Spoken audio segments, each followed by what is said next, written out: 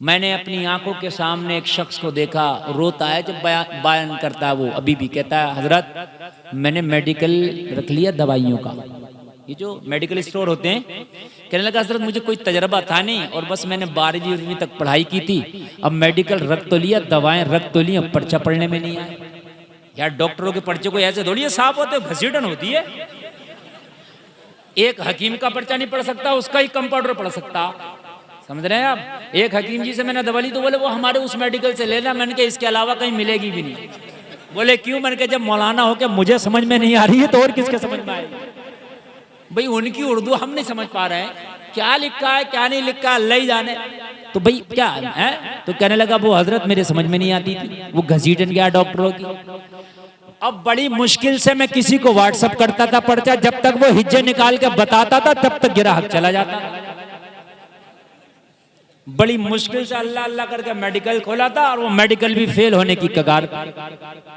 लेकिन आदमी था बड़ा यार अक्लमंद। मैंने कहा फिर क्या किया? लगा कहते कहते यार आंख में आंसू आ गए उसके। कहने लगा हजरत मैं बड़ा परेशान हो गया मैं। फिर अच्छा कहने लगा पर्चा पढ़ने आया तो अब ये पता नहीं कि दवा ये कौन से वाली खाने में। यार एक मेडिकल में 500 तरह की दवाएं हैं, अब क्या पता कमोफ्लेम किधर रखा है, डोलो कहाँ रखा है। अरे बात है कि नहीं है? जीरो डोल एसपी कहाँ रखा, कुछ पता नहीं ना। अब वो देख रहा हूं बड़ा परेशान। हमें तो लगा कि मेडिकल बंद ही करना पड़ेगा, लेकिन कहने लगा हजरत मुझे उलमा की बातों पे बड़ा यकीन था। एक दिन मैं अपने माँ के पास गया और मैंने मेडिकल की चाबी दी दुकान की, कहा माँ या तो कह दो उसमें कल को ताला लगा दूंगा या फिर रब की बारगाह में गिड़गिड़ा के दुआ करो कि अल्लाह मेरे कुव्वत हाफिज़ा को इतना तेज कर दे कि मैं पढ़ने भी लगूं और समझने भी लगूं। कहने लगे हजरत मैं कसम खा के कहता हूँ 2 महीना में जितना मैं हासिल ना कर सका मेरी माँ ने 8 दिन तक मुसल्ले पे बैठ के दुआ किया है। किसी भी डॉक्टर का पर्चा आ जाए नजर डालते ही इसको पढ़ लिया करता। वाह वाह वाह, ये हमारा बोलो बोलो भाई बोलो।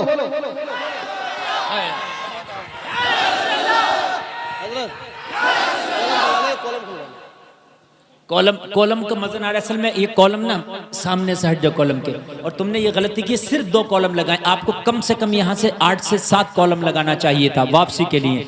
फिर भी मैं आपसे शिकायत यूं नहीं कर रहा हूँ कि जैसे भी चल रहा चलिए कोई बात नहीं, कॉलम के सामने से हट जाओ बेटा, जरा वापसी आएगी। क्योंकि मेरी आवाज का मुझे खुद नहीं पता चल रहा। जलसे में आने वालों ये मेरी देखती आंखों बात है, कभी यकीन ना आए तो आना रामपुर, मैं उस शख्स से भी मुलाकात करा दूंगा, उस मेडिकल वाले से भी मुलाकात करा दूंगा। हाँ ये मेरे नबी का फरमान है कि मुझ मोहम्मद की दुआ जैसे मेरी उम्मत के हक में कबूल होती है वैसे ही वालिदैन की दुआ उसकी औलाद के हक में कबूल होती है। तेरे दुआओं की फैक्ट्री तेरे घर में बैठी है, तू अजमेर जा रहा है उसे नाराज करके। अल्लाह की कसम खा के कहता हूँ अजमेर वाला भी तुझसे निगाह फेर लेगा। तेरे दुआओं का शजर तेरे घर में है। माँ के कदम दबा, तलवा दबा, और तलवा दबा के माँ से प्यार से कहना ओ मेरी माँ मैं बीमार हूँ, डॉक्टरों ने तो मना कर दिया लेकिन तेरी दुआ से अभी मैं ना उम्मीद नहीं हुआ हूँ। खुदा की कसम अगर माँ दुआ कर देना तो फिर अल्लाह बीमारों को भी शिफा दे देता है। हाय जरा जोर से बोलो यार सुभान अल्लाह। एक दिन हज़रत मूसा कलीमुल्लाह जो कोहे दूर पे जाके अल्लाह से बात कर लेते हैं, ये है कलीमुल्लाह। बोले मौला जन्नत में मेरा पड़ोसी कौन होगा जरा बताते दे। यार मेरा पड़ोसी होगा तो कोई बड़ा ही आदमी होगा, और नबी का पड़ोसी मेरा पड़ोसी कौन होगा? कितना बड़ा आबिद होगा, कितना बड़ा जाहिद होगा, कितना बड़ा मुत्तकी होगा, कितना बड़ा नेक होगा। कहा देखना चाहते हो? कहा मौला दिखा दे। तो कहा फला जगह चले जाना, शहर में उसकी गोश्त बेचने की दुकान है। चले गए जाके देखा जैसा बताया वैसा बैठा था। शाम हुई, दुकान बंद किया, ताला लगाया, गोश्त का एक टुकड़ा बचा लिया और लेके घर चला। कलीमुल्लाह पीछे चले, देखता हूं करता क्या है। हाय हाय हाय, दरवाजे पे पहुंचा। कलीमुल्लाह दरवाजे पे पहुंचे, घर में गया, कपड़ा चेंज किया, दुकानदारी वाला कपड़ा हटा दिया, घर वाला लिबास पहन लिया, उस टुकड़े का कीमा किया, अच्छे से भूना, सालन बनाया, खाना बना के तैयार किया, देखा। मूसा कलीमुल्लाह फरमाते हैं कि एक नाबीना सी खातून, कमजोर सी औरत जो बिस्तर पे पड़ी थी, उसे सहारा लगा के उठाया, हाथ से लुक़्मे खिलाने लगा। हाय हाय, क्या करने लगा? लुक़्मे खिलाने लगा और कहने लगा और खा ले। जब वो कहती ना अब हो गया, नहीं नहीं एक और खा ले। जब वो कहती ना हो गया, नहीं नहीं नहीं और खा ले। अल्लाह अल्लाह जरा गौर करना लोगों, इजाजत पाके हजरत मूसा कलीमुल्लाह भी तशरीफ ले आए घर के अंदर। अब देख रहे ये बूढ़ी औरत है और ये खाने पे खाने खिला रहा है। बूढ़ी औरत कुछ बड़बड़ा रही है, हाथ उठाती जा रही है, अपनी जबान में कुछ कहती जा रही है, लेकिन उसकी बोली, उसकी जबान ऐसी है, एक तो बुढ़ापे का आलम है, वो जबान भी बुढ़ापे में फिसलती है, वो अपनी जबान में कुछ कह रही है। लोगों जरा गौर करो, हजरत मूसा ने फरमाया, अरे तू है कौन? कहने लगा मैं इसका बेटा हूँ, ये मेरी माँ है, रोजाना टाइम से दुकान बंद करता हूँ, इसके खाने का ख्याल रखता हूँ, गिराहक कितना भी हो, माँ का टाइम हो जाता है, दुकान को ताला लग जाता है, माँ की खिदमत में आ जाता हूँ, खाना खिलाता हूँ, पूरी रात अपनी माँ की खिदमत में हाजिर रहता हूँ। तो मालूम है हजरत मूसा ने क्या पूछा? ये जुमला सुनने का है, ये जुमला काबिल गौर है। कारी अमीन साहब क़िबला, आप जरा सुने। अच्छा लग रहा नहीं लग रहा आपको? आपको अच्छा लग रहा होगा इंशाल्लाह। अब आप पूरे रंग में सुन रहे हैं। अगर कोई बोले ना तो उस बोलने वाले को छुपाना अब आपका काम है, इसलिए कि मैं उसे छुपाऊंगा तो मेरा टाइम खराब होगा। इतने में आप ही छुपा देना, मेरी बात सुन लेना। हजरत मूसा ने तेरी माँ? हाँ हाँ मेरी माँ है, मैं इसका बेटा हूँ। ये हजरत मूसा को पहचान ना सका था कि यही मूसा है।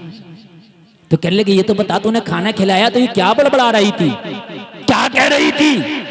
कहने लगा ये अपनी जबान में कह रही थी, मौला मेरे बेटे को मूसा कलीमुल्लाह का जन्नत में पड़ोसी बना देना। हाय वाह वाह वाह, क्या बात है मुफ्ती साहब, वाह वाह वाह। नारे तकबीर, नारे रिसालत, मसलके आला हजरत, वाह वाह वाह। देखिए मैटर इतना है कि अगर मैं वालिदैन पे बोलता रहूं तो ये रात पूरी वालिदैन पे बोलूं इंशाल्लाह।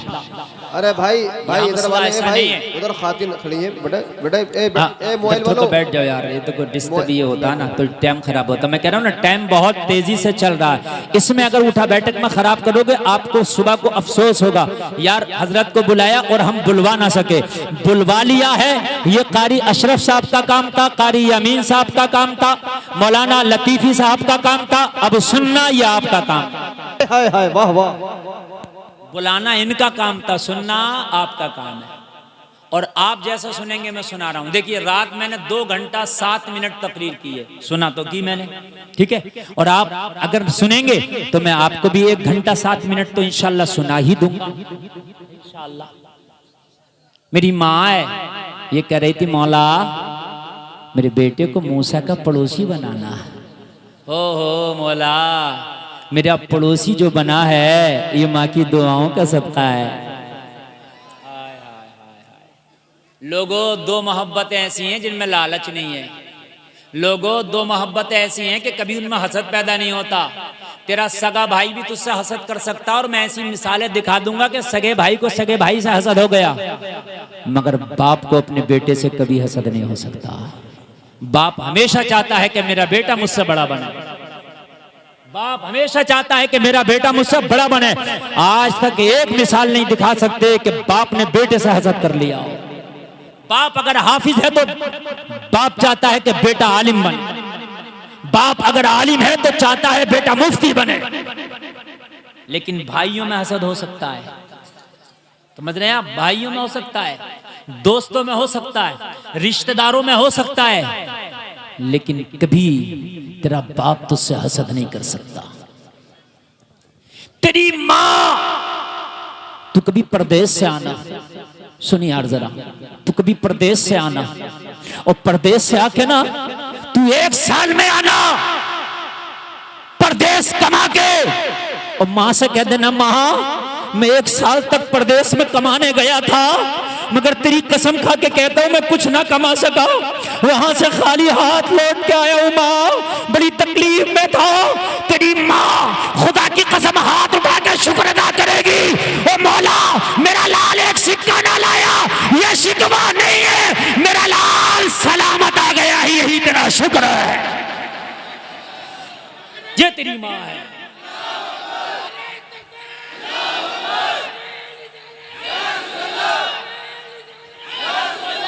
हाय हाय, ये नहीं कहेगी बेटा ना लाया। हो सकता है तेरी बीवी भी कह दे कि तू ना लाया, हो सकता है तेरा बच्चा भी कह दे तू ना लाया, लेकिन तेरी माँ का एक ही जुमला होगा, मेरे लाल तू आफतों से बच के चला आया और मेरे राम मेरा बेटा कुछ ना लाया, उस पर शिकवा नहीं है, वो सलामत आ गया, तेरा शुक्र। बताओ अगर ऐसी कोई मोहब्बत हो तो मुझे बताएं आप कहीं दुनिया में, अगर हो तो ऐसी मोहब्बत। समझो यार, ये उलमा की महफिल में मिलेगी आपको। आपने क्या कर रखा है यार? आपने वालिदैन के मर्तबे को क्या समझ रखा? अल्लाह ने जवानी दी, अल्लाह ने तुझे ताकत दी, अल्लाह ने तुझे हुस्न दिया, भूल गया सब कुछ। एक बाप ना जब बूढ़ा हो गया तो अपने बेटे से कहने लगा, बेटे मेरा ख्याल रखना, मैं चल नहीं सकता, वो जो पहिए वाली कुर्सी होती है ना, स्ट्रेचर जिसको बोलते हैं, उस पर बेटे मेरा गुजारा है, कभी मुझे अगर जरूरत पड़ा करे ना तो थोड़ा सा उसे धक्का दे के कहीं ले जाया करना। लेकिन बेटे को वो भी गवारा ना था। लोगों जरा गौर करो, जरा गौर करो। बाप ना हाथ में कोई फल लेके खा रहा है, कमजोरी की वजह से फल गिरा ना, बेटे ने उठा के दे दिया, दोबारा गिरा ना फिर उठा के दे दिया, तीसरी बार गिरा ना तो बेटा आंख निकाल के बोला खाया नहीं जाता, तो फिर पकड़ के खाने की कोशिश क्यों कर रहा? बौखला गया, चेहरा गुस्से में लाल पीला हो गया। बाप ने कहा था लड़सती आवाज में, बेटे आज 3 बार सेब उठाने पे तुझे मेरे पर झुंझलाहट आ गई, गुस्सा आ गया। याद कर जब मैं जवान हुआ करता था और तू बच्चा था। मेरे बेटे तुझे याद नहीं, मगर तुझे याद दिला दो, एक दिन तू गेंद से खेल रहा था, तेरा गेंद गंदे नाले में गया था, तूने कहा था बाप मेरा गेंद गंदा नाले में है। मेरे बेटे एक बार भी नहीं सोचा नाला गंदा है, हाथ डाल के उठा दिया था, फिर गया फिर उठाया, फिर गया फिर उठाया। तुझे याद नहीं होगा, तेरी रजा के खातिर, तेरी एक मुस्कुराहट के खातिर तेरे बाप ने 20 मरतबा गंदे नाले से तेरी बॉल उठाई थी कि तेरे चेहरे पे मुस्कुराहट आ जाए। ये है तेरे वालिदैन यार। हाय हाय हाय, अगर मिले हैं ना तो लोगों इनकी ताजीम करो, अगर मिल गए हैं ना लोगों तो खुदा की कसम इनकी इज्जत करो, जितनी हो सके उतनी करो, इसलिए कि तुम्हारी दुआओं के दरख्त है। करो यार, ये अभी ये तुम्हारे लिए बहुत बड़ा चांस है। और अगर जिनके इंतकाल कर गए हैं वो उनकी कब्रों पे जाया करो, जाया करो फातिहा के लिए, भूल ना जाओ यार। कभी खाली कब्रिस्तान में ईद पे चले जाते हो, बड़ी ईद पे चले जाते हो, नहीं। क्या मुझे बता, क्या तू कभी ईद और बकरा ईद पे तेरा बाप तेरी खैरियत लेता था? बता जरा, तेरा बाप तेरे हर हर लम्हे की खैरियत लेता था। यार फजर की नमाज पढ़ा कर, और फजर की नमाज पढ़ने के बाद बाप की कब्र पे जाके कम से कम सूरह फातिहा पढ़ के इसाले सवाब कर दिया करो यार। ये सुन्नियों तुम्हारी किस्मत में लिखा है, और तुम बाअदब भी हो और बावफा भी हो। जाया करो, अपने वालिदैन की कब्रों पे जाया करो, दुआए मग़फ़िरत किया करो, ताकि अल्लाह तुम्हारी दुआओं की वजह से उनको बख्श दे। मालूम है, मैं आपको बताऊं, उधर आगे बढ़ना, भाई इसके बाद आगे बढ़ूंगा। कहने को बहुत कुछ है, लेकिन ये जुमले थोड़े से आगे ना वालिदैन के हवाले से तो मैंने बोलना बड़ा ज़रूरी समझा, मैंने बड़ा ज़रूरी समझा। उसकी वजह यह है कि आज नौजवान लॉबी ने ना वालिदैन की इज्जत को ना बड़ा घटा के रख दिया है। 2 मिनट में गर्म हो जाते हैं, और गर्म होने के बाद में ना वालिदैन के सर पर चढ़ के और कहते हैं कि तुमने किया ही क्या है और तुमको आता ही क्या है। तुझे जो जवान कर दिया ना, ये इन्हीं का किया दरा, इन्हीं को आता था कि तुझे जवान कर दिया। आज तेरी हालत खराब है कि जवान होकर तुझको अपने पेट की सूझ रही है, भरेगा कैसे? गौर करें। एक शख्स ना अपनी बूढ़ी माँ को वो यतीम खाने में डालाया, ओल्ड एज हाउस, जो पुराने लोगों के घर बना दिए जाते हैं ना कि यहाँ रहेंगे, उनका फीस फास जाती रहती है। बेटा चला गया वलायत कमाने के लिए, माँ बीमार हुई, और जब आखिरी वक्त हुआ उसका, माँ का आखिरी वक्त, बिल्कुल आखिरी लम्हा, सांस थमने लगी, तो पूछा कि तेरी कोई आखिरी ख्वाहिश? तो कहा हाँ है, क्या? का वो मेरा बेटा है और वो विदेश में है, उसको खबर कर दो कि वो आकर के मुझसे मिल ले, बस मैं आखिरी सांस उसकी गोद में लेना चाहती हूँ। मैं चाहती हूँ कि मेरा इंतकाल हो तो वो मेरा बेटा मेरे सामने। उसको खबर की गई, आया तो देखा वाकई माँ आखिरी स्टेज पर है। कहने लगी बेटा मुझे घर ले चल, तो मैं तेरे बच्चों में अपनी पोती पोता में आखिरी सांस लेना चाहती हूँ। ले आया। रास्ते में लाते लाते माँ ने एक बात कही, बेटा अगर एक काम कर सके तो कर लेना। कहा क्या? कहने लगा वो जहां मैं थी ना वहां पर फैन नहीं था, गर्मी बड़ी लगती थी, अगर हो सके ना अल्लाह ने तुझे पैसा दिया तो उसमें फैन लगवा देना। कहने लगा माँ तू तो आ गई, अब क्या करेगी? अब तेरे आखिरी वक्त है, अब तेरा इंतकाल यही हो जाना है, दफन कर देना, फिर अब तुझको क्या वहां की पड़ी है? कहने लगी बेटी अपनी ही पड़ी है, मेरी तो कट गई। मुझे अफसोस यह है कि जब तेरी औलाद तुझे वहां डाल के आएगी तो तू कैसे रहेगा, इसलिए मुझे तकलीफ तेरी हो रही है। वालिदैन को सताने वालों, एक दिन वो भी आएगा कि तुम्हारी औलाद जब तुम्हें सताएगी तो तब तुम्हें ये बुढ़ापा याद आएगा कि हमने क्या किया था। कसम खा के उठना, हमने उस मोहम्मद का कलमा पढ़ा है कि जिस मोहम्मद ने फरमाया है कि वालिदैन को राजी रखो, हर हाल में राजी रखो। ये इस कबील की आखिरी बात सुनिए, बस नौजवानों, आखिरी इस कबील की। बूढ़ी औरत आई नबी की बारगाह में, कहने लगी आका मेरा बेटा मौत के बिस्तर पे पड़ा लेकिन जान नहीं निकलती, मरता नहीं, बड़ी तकलीफ में, सकरात के आलम में, आका दुआ कर दें कि मर जाए। नबी ने फरमाया वो नहीं मरेगा, तू उससे नाराज है, तू माफ कर दे, अभी जान निकल जाएगी। कहने लगी नहीं मेरा दिल दुखाया, मैंने नहीं माफ करना। अल्लाह के नबी ने फरमाया सहाबा से तो एक काम करो, लकड़ियां इकट्ठी करो, उनमें आग लगाओ, और जब आग आसमान के शोल, जब उसके शोले आसमान से बात करने लगे, उसके बेटे को डाल दो, या तो माफ कर दे या आग में जला दिया जाए। मां थी, तड़प गई, कहने लगी या रसूल अल्लाह ये ना देखा जाएगा, ये मेरे आका मुझसे ये नहीं देखा जाएगा, मैं नाराज जरूर हूं लेकिन बेटे को मेरी देखती आंखों आग के हवाला कर दिया जाए, या रसूल ये नहीं देखा जाएगा।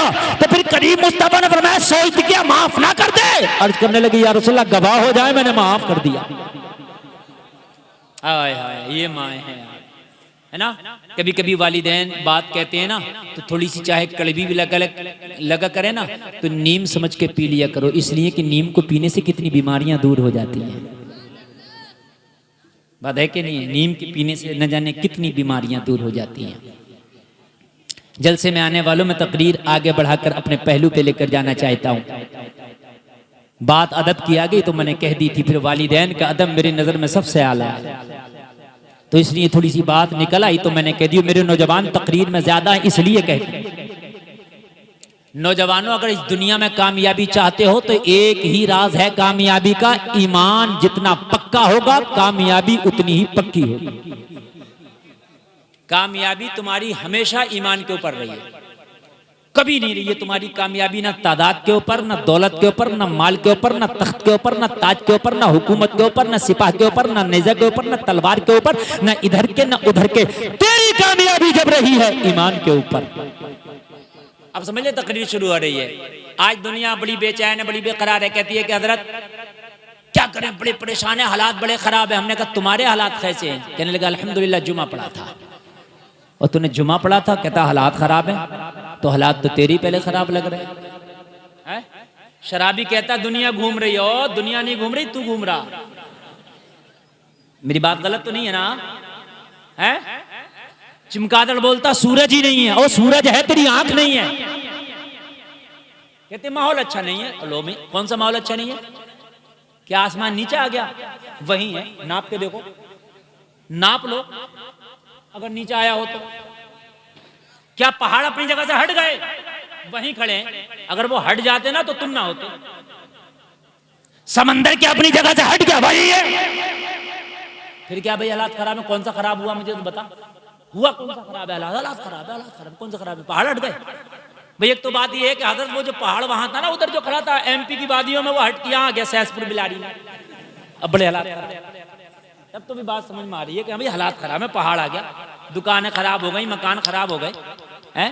अभी बात है क्या नहीं है? पहाड़ वही है, जमीन वही है, समंदर वही है, आसमां वही है। अच्छा सूरज जब निकलता था जब ही निकल रहा। मैंने 25 साल पहले भी सूरज देखा, तो जो ये फरवरी चल रहा ना, फरवरी में जो टाइम गुरूब हो रहा था वो आज भी वही गुरूब हो रहा। एक आध मिनट कह नहीं सकता जो हो गया हो इधर उधर, हाँ बस बाकी वही चल रहा। अभी तो भाई हालात किधर से खराब हुए हैं भाई। अरे बात है कि नहीं है? अजीब मसला है यार। अच्छा ये दिल कह के दिल कितना ठंडा कर लेते हैं अपना हम, हालात खराब हैं बस बैठ गए। नहीं मेरी बात गलत तो नहीं है ना? ऐसा दिल ठंडा करता है कि जैसे सब उतर गया इसके ऊपर से। बिल्कुल खामोश हो गया, हालात खराब है, समझा? बस खामोश हो गया। वो हालात खराब नहीं, तू खराब है तू। हालात नहीं बदले, तू बदला है। मैं बताऊं तुझे हालात कैसे बदले? और सुनो, बाकी सब वही है। पहले भी गेहूं जमीन में पैदा होता था, आज भी जमीन में हो रहा पैदा। ऐसा नहीं है कहीं और हो रहा है।